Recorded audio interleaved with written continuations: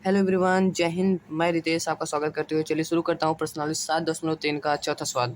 चौथा सवाल क्या कहता है? बीई और सीएफ, बीई और सीएफ एक त्रिभुज एबीसी, एक त्रिभुज एबीसी की दो बराबर शीर्षलंब है। ए और ए शीर्षलंब है, यानी ए 90 अंश और ए 90 अंश शीर्षलंब है। आरएचएस सर्वांग समता नियम से, यानी आरएचएस राइट एंगल एक कोण बराबर होना चाहिए 90 अंश का, हाइपोटेनस यानी कर्ण बराबर होना चाहिए, और साइड यानी एक भुजा बराबर होनी चाहिए,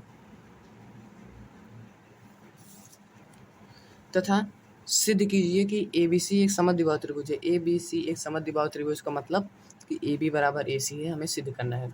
सबसे पहले हमें ये ध्यान में रखना होगा कि RHS सर्वांग करके दो त्रिभुज हमको A बराबर इसके सिद्ध करना है। देखो, इस त्रिभुज को और इस त्रिभुज को सर्वांग ही नहीं कर सकते हैं, क्योंकि भाई इसमें कर्ण तो AB ही होगा, तो ये तो हो नहीं सकता।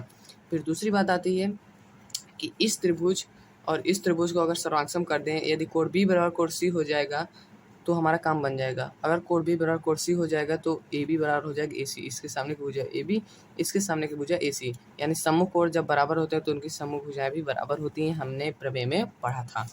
तो ये सब नहीं लिखना है, बस इतना समझना है कि कोण बी बराबर कोण सी चाहे जैसे भी हम कर देते हैं तो हमारा काम बन जाएगा। हाँ सर, बन जाएगा काम। तो इसको करने के लिए यदि हम इस त्रिभुज को और इस त्रिभुज को सर्वांग कर दें तो होगा कि नहीं? यस सर, बिल्कुल होगा सर, यस सर, अवश्य होगा। तो इसको सर्वांग करने के लिए दिमाग लगाओ, क्या करें? सोचो 1 मिनट, मैं सब नहीं बताऊंगा, कुछ सोच लो। चलो मैं बताता हूँ। एक बात बताओ, बीई और सीएफ, बीई और सीएफ हमें बराबर दिया है ना, क्योंकि देखो यहाँ बराबर शीर्षलंब है। तो सीईएफ और बीई सवाल को एकदम अच्छे से पढ़ो, और तो कुछ 50% सवाल आप समझ लो हल कर लिए, अगर सवाल को अगर आप विधिवत पढ़ लिए ना। तो सीएफ और बीई भैया बराबर है।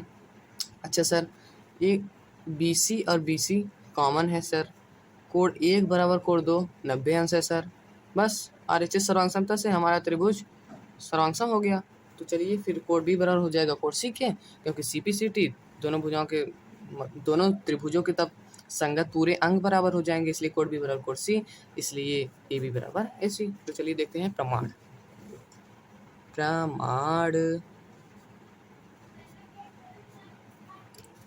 प्रमाण में क्या? त्रिभुज किसमें? B F C. देखो, जो कोण उसके बराबर होगा सर्वांग होने के बाद वही कोण का नाम लेना कर, कि कोण बी एफ सी, त्रिभुज बी एफ सी, तो बी बराबर होगा सी के, एफ बराबर होगा ई के, तो यहाँ लेंगे सी एफ बी में। त्रिभुज बी एफ सी तथा त्रिभुज सी ई बी में क्या? इसको 1 इसको 2, कोण 1 बराबर कोण 2, क्यों? 90 अंश।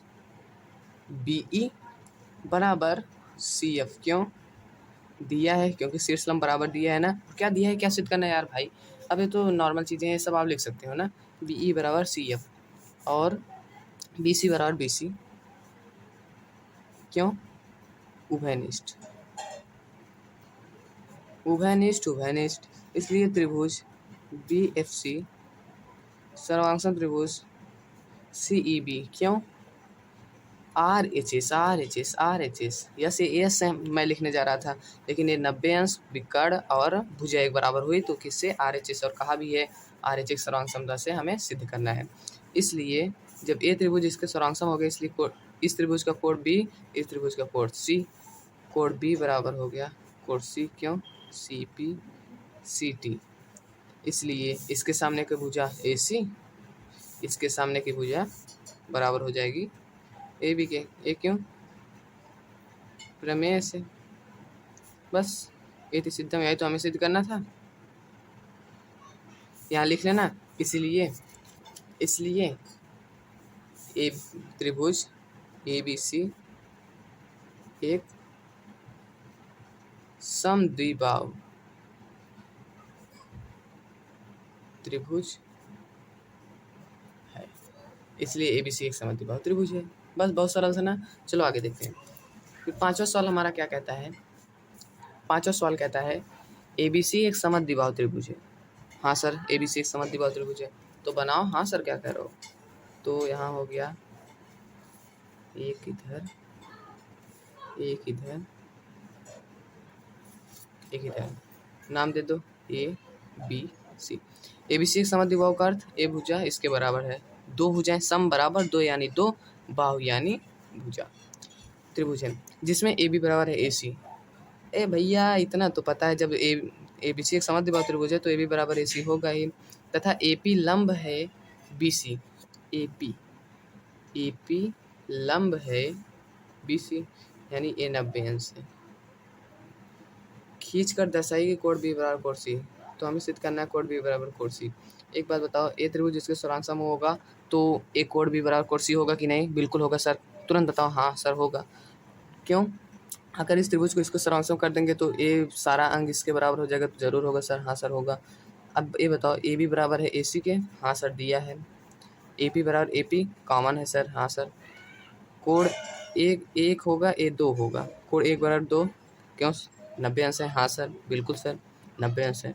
तो एक भुजा एक कर्ण एक 90 अंश का कोण बराबर है, तो ए त्रिभुज इसका सरांश होगा। क्यों? ऐसे ऐसे सर? नो सर बिल्कुल गलत, RHS से ना, तो RHS से हो गया, इसलिए ए त्रिभुज इसका सरांश हो गया, इसलिए कोण बी बराबर हो जाएगा कोण सी। बस यही है। चलिए प्रमाण देते हैं तुरंत।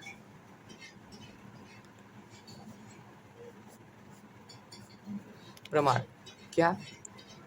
त्रिभुज ए बी पी तथा त्रिभुज ए सी पी में कोण एक बराबर कोण दो, क्यों? प्रत्येक 90 अंश। ए बी बराबर है ए सी, क्यों? दिया है। ए बी बराबर ए सी क्यों दिया है? यस सर ए बी बराबर ए सी दिया है, और ए पी बराबर A P common. A P बराबर ए पी कॉमन, यहाँ हिंदी में लिखना, हिंदी में लिख रहे हो ना, उभयनिष्ठ। इसलिए त्रिभुज ए बी पी सर्वांगसम त्रिभुज ए सी पी, क्यों? RHS से, इसलिए कोण बी बराबर कोण सी, क्यों? C P C T. समझ आ गया दोस्त? बिल्कुल आ गया ना। चलें पढ़ेंगे, हमने RHS सर्वांग क्षमता पढ़ लिया था, अब आगे जो थ्योरम है उसको हम पढ़ेंगे। मिलते हैं नेक्स्ट वीडियो में। अगर वीडियो अच्छी लगे तो लाइक कर देना, नया है तो सब्सक्राइब कर देना। मिलते हैं नेक्स्ट वीडियो में। धन्यवाद। जय हिंद, जय भारत।